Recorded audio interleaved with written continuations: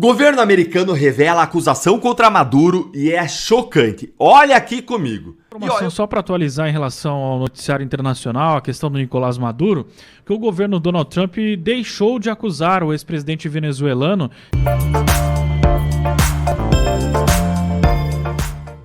Governo americano revela acusação contra Maduro e é chocante. Olha aqui comigo. Eu queria muito fazer esse vídeo aqui pra vocês, analisando ali as acusações reais contra o Maduro.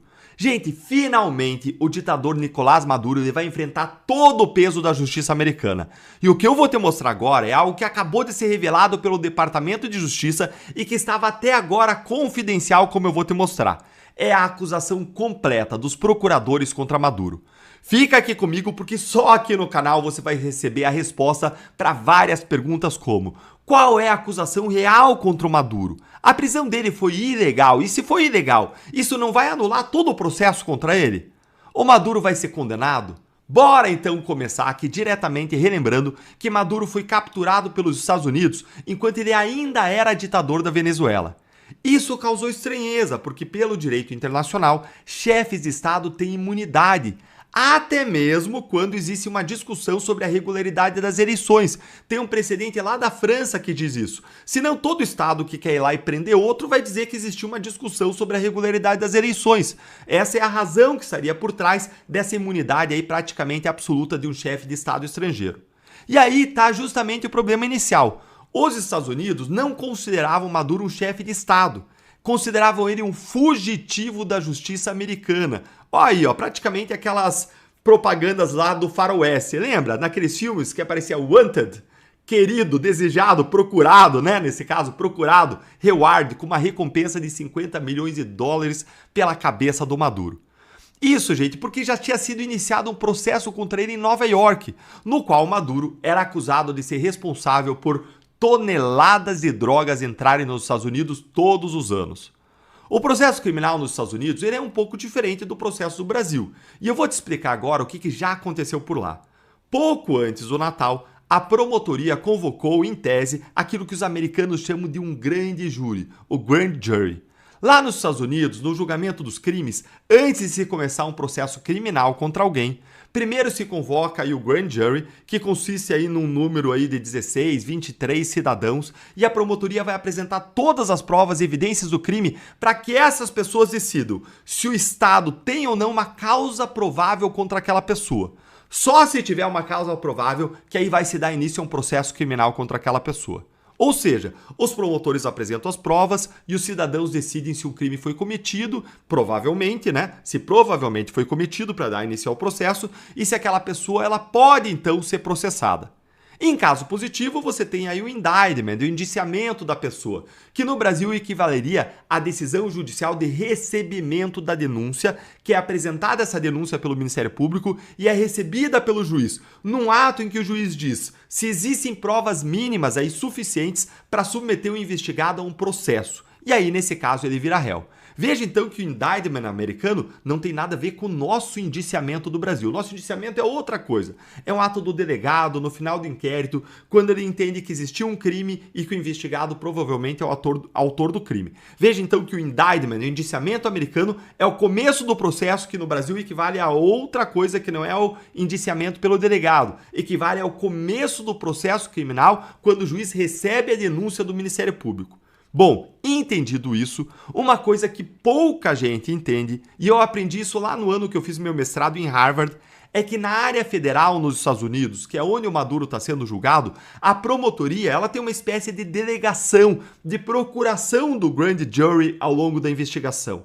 Então é a própria promotoria que toma decisões, por exemplo, que são do Grand Jury. Quando, por exemplo, tem que apresentar uma intimação, uma notificação para que um banco apresente dados bancários, para que uma empresa telefônica apresente dados telefônicos. É o próprio promotor, agindo em delegação do Grand Jury, que faz o que eles chamam de subpoena, uma intimação. E ela mesma, é a própria promotoria, que apresenta as acusações ali nesse momento de indictment. E pouca gente entende porque isso é uma coisa da tradição, do costume por lá.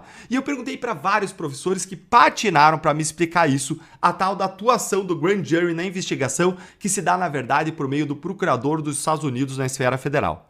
Por isso, gente, olha aqui como que é o indiciamento do Maduro. Você tem aqui, como eu disse antes, que ele estava confidencial, por isso que você vê aqui, ó, sealed, superseding indictment, sealed, confidencial. Você vê que ele foi apresentado lá na District Court, na Corte Distrital de Nova York, do Distrito Sul de Nova York, lá que muita gente importante é julgada. E aí você tem aqui o caso United States of America versus uma série de réus aqui dos venezuelanos acusados aí dos crimes. E aí você tem logo em seguida aqui, eu grifei para vocês, ó, The Grand Jury Charges. O grande júri acusa. Mas aí você vai lá embaixo e você vai entender tudo aquilo que eu tinha explicado para vocês. Olha quem que assina. Não são os jurados que assinam. É o Jay Clayton, que é o US Attorney, ou seja, é o procurador da República dos Estados Unidos, que seria o equivalente do Brasil ao procurador da República. É o advogado lá dos Estados Unidos em nome dos Estados Unidos. É assim que é o indiciamento aqui do Maduro, gente. Então, o grande júri acusa e olha quem que assina. É o procurador dos Estados Unidos. Nessa etapa de acusações, o investigador não participa e o nível para que a acusação seja aceita, para que o processo criminal seja iniciado, é um nível baixo de exigência probatória, como se fosse naquela etapa de recebimento da denúncia de um processo penal aqui no Brasil. Daí que, posteriormente ao indictment, o Maduro foi considerado um fugitivo, visto ele não ter sido encontrado em território americano para responder ao processo. E tudo isso aconteceu em mais absoluto segredo, para não prejudicar nem a investigação, nem uma futura operação militar de captura do Maduro. Tudo isso aconteceu aí, gente, logo antes do Natal. E aí você pode até estar se perguntando aí o seguinte, mas essa captura aí na Venezuela, ela não foi totalmente ilegal? Não tem argumentos contra ela? Não teria sido ela contra as regras do direito internacional? Não é possível, gente, que se a prisão foi ilegal, que o processo seja considerado válido. Ele vai ser considerado ilegal também. É ou não é? Antes de eu te responder isso, eu quero te agradecer por você se inscrever no canal, por curtir o vídeo, por ativar o sininho para receber novas notificações, mas mais do que isso, muito, muito obrigado por você fazer parte dessa comunidade que luta por verdade, justiça e liberdade. Isso significa um mundo para mim ter você aqui. Agora vamos lá. Tem muita gente falando aí que, mas o Maduro ele foi capturado de forma questionável ou ilegal. Isso aí vai anular tudo. O problema desse argumento é que para a justiça americana isso não importa. A jurisdição americana é sobre a pessoa e não sobre a forma como ela foi capturada, gente. Essa é a visão do processo penal americano, é diferente da visão do processo penal brasileiro. E isso lá nos Estados Unidos foi estabelecido lá atrás, ainda em 1886, num precedente aí chamado Kerr versus Illinois. E depois isso ainda foi reiterado, foi confirmado num outro precedente americano famoso, que foi o caso Frisbee versus Collins, lá de 1952. Para a justiça americana, o que importa é que a pessoa tenha sido apresentada para responder às acusações e que o processo criminal lá respeite o devido processo legal. Não importa, então, a forma como a pessoa foi encontrada, foi presa, foi levada até o julgamento. O que importa é que a pessoa vai ter todas as garantias do devido processo legal durante o julgamento, e não na forma da captura. Então sim, gente, independentemente da discussão sobre a prisão do Maduro ser legal ou ser ilegal, se o Maduro deveria ou não ter as prerrogativas do chefe de Estado, independentemente de atender ou não as regras do direito internacional, a expedição lá dos Estados Unidos, a operação militar para a captura do Maduro, independentemente de qualquer coisa dessas, Maduro pode ser julgado, mesmo tendo sido capturado dessa forma. E isso não vai causar anulação do caso, como aconteceria aqui no Brasil. No Brasil seria anulado. Aliás, no Brasil basta a pessoa ser poderosa, né? E os juízes lá, especialmente a Suprema Corte, arranja qualquer razão para derrubar tudo. Bom, mas vamos voltar aqui. E as acusações contra Maduro? Vamos para o começo. Maduro, ele não é o único processado. O processo é contra ele, contra a esposa dele e contra aliados políticos do Maduro, vários deles aí famosos da Venezuela. Você tem aí, por exemplo, o Diosdado Cabello Rondon, que cuida lá do Ministério do Interior. É um dos 5 mais importantes da Venezuela. Você tem a esposa dele, a Cília Flores. Você tem aí várias pessoas importantes sendo acusadas, inclusive aí o Ramon Rodrigues Chacín. Mas e o que a peça diz que eles fizeram? Aí a gente vai dar uma olhadinha lá, ó. Quando você vai ali para o ponto 4 da acusação, é dito que o Maduro ele vem colaborando com organizações criminosas, como as Farc, o cartel de Sinaloa e o trem de Aragua. E no ponto 18 aqui do indictment, dessas charges, dessas acusações, essa acusação vai ser detalhada, especificada, dizendo que o Maduro cooperou com essas organizações criminosas para despachar cocaína lá da Venezuela para os Estados Unidos. Isso por meio de pontos no Caribe e na América Central, usando lanchas, barcos de pesca, navios e aviões. Aí, no ponto 21, se explica até que o El Chapo, o traficante mais famoso do mundo, tinha relações com a Venezuela, porque ele exportava a cocaína da Colômbia com a proteção das Farc e depois ela entrava na Venezuela debaixo da proteção do Carvajal Barrios, que é um aliado da quadrilha de Maduro, e que era chefe da inteligência militar da Venezuela, e que depois foi preso e se tornou delator nos Estados Unidos, revelando aí tudo sobre o funcionamento da cúpula do crime da Venezuela. Gente, essa quadrilha, ela também vai ser acusada aqui nessa acusação, lá no ponto 35, de possuir e usar armas de fogo para cometer os crimes descritos na acusação, o que demonstra aí a alta periculosidade dos indivíduos que são citados e que justificou a operação militar feita em apoio às forças de segurança pública dos Estados Unidos. As forças do DEA, que foram lá prender o Maduro, foram apoiadas por toda aquela operação dos militares. É bom, gente, esclarecer que o indictment é uma peça jurídica. Essa peça jurídica não avalia aí as qualidades ou defeitos das políticas públicas promovidas pelo governo de Maduro. Ela não é uma peça ideológica. Ela foca basicamente em dizer como as condutas de Maduro são criminosas, por terem atingido os americanos e ponto. Considerando isso e considerando que ele se julgou inocente quando ele compareceu numa audiência perante o juiz americano agora nessa semana, ou seja, considerando que ele ainda não procurou um acordo com a promotoria para reconhecer sua culpa, encerrar o processo, a hipótese mais provável é de que esse processo ainda vai demorar para ser encerrado, mas que tem grandes chances aí de terminar com Maduro na cadeia, condenado.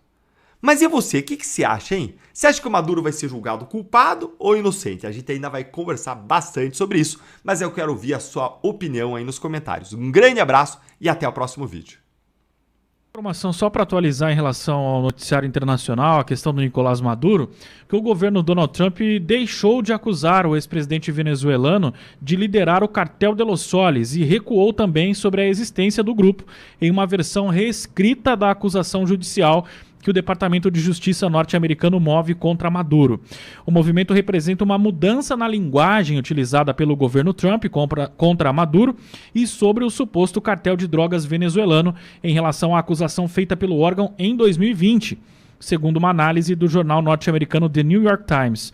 Os Estados Unidos afirmaram ao longo de 2025 que o cartel de Los Soles é um cartel de drogas liderado por Nicolás Maduro em meio à escalada de tensões e que protagonizou contra o regime venezuelano.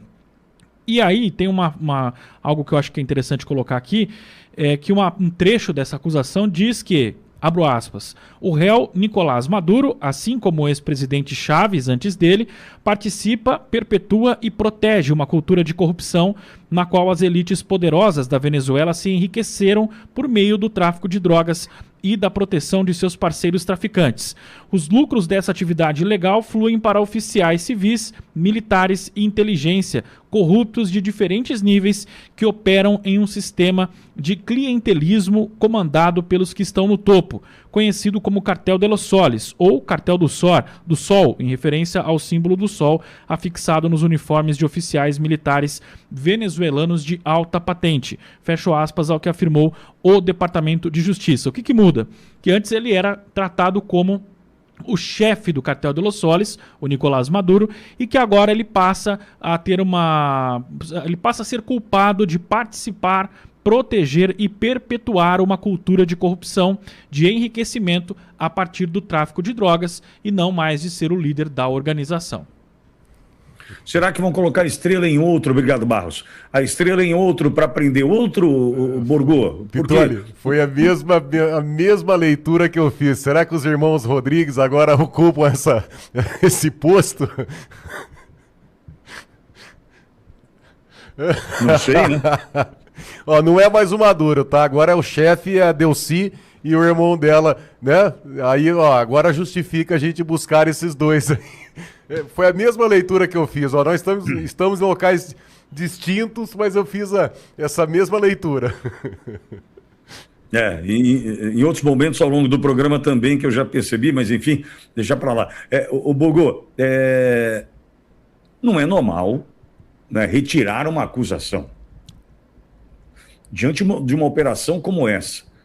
Dá para acreditar que os Estados Unidos pensam o quê? Que ele não é o chefe do cartel do SOIS, do Los Solis? É óbvio que é, o chefe, óbvio que é. Tá, então se ele é o chefe... foi pego. Foi pego. Não, agora não é mais o chefe. O chefe agora, a gente muda o alvo de lugar e manda prender. Só pode ser isso, boa. Porque o chefe era o Maduro, prenderam. Ele não é mais chefe, ele é partícipe, coautor, ele é membro da... mas já tá preso mesmo, então agora fica para responder. Quem que é o chefe agora? O chefe agora é, possivelmente, ali a Delcy... vai ter transição? Vai. Não vai? Então... é óbvio que se existe ali um cartel, se existe realmente o cartel de Solis, se existe o tráfico, é óbvio que tá todo mundo ali mancomunado. É óbvio que todo mundo faz parte da organização. Como queria um membro da Suprema Corte, um juiz ali, né?